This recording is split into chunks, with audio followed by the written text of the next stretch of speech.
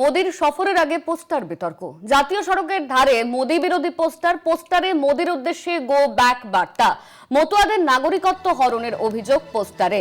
মতুয়াদের নাগরিকত্ব হরণের অভিযোগ পোস্টারে মোদি সফরের আগে পোস্টার বিতর্ক। আমরা এই নিয়ে কথা বলবো। আমাদের সঙ্গে ফোন লাইনে রয়েছেন আমাদের প্রতিনিধি সুবল মজুমদার। সুবল, কি জানা যাচ্ছে, কারা লাগালো এই পোস্টার, কি কারণ এই পোস্টার লাগানোর?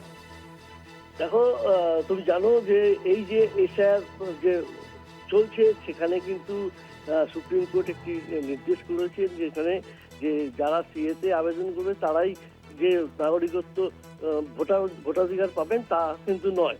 এই মানে এই যে সুপ্রিম কোর্টের নির্দেশ এবং এই নির্দেশের পরে কিন্তু বিশেষ করে আজকে মতুয়াগড় যেটাকে বলা হয় রানাঘাট জেলায় জুড়ে যে মতুয়াগড়, সেখানে কিন্তু বহু মতুয়া এটা নিয়ে সংশয় রয়েছে এবং মতুয়াদের মধ্যে প্রশ্ন রয়েছে।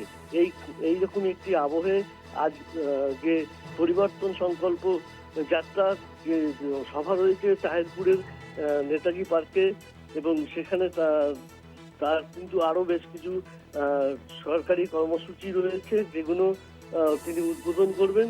সেই ক্ষেত্রে দেখা গেল যে যেমন 12 নম্বর জাতীয় সড়ক 4 লেন হবে, এইরকম একটা সময় কিন্তু চাকদাহের সিংহের বাগান থেকে শুরু করে চাকাতলা পর্যন্ত প্রায় 1 কিলোমিটার রাস্তা জুড়ে বিভিন্ন জায়গায় কিন্তু মোদি গোবাক, এবং সেখানে দেখা আছে মতুয়াদের নাগরিকত্ব হরণকারী মোদি দূর হটো, মোদি হটাও, এইরকম ধরনের পোস্টার সকালবেলায় কিন্তু দেখা যায়।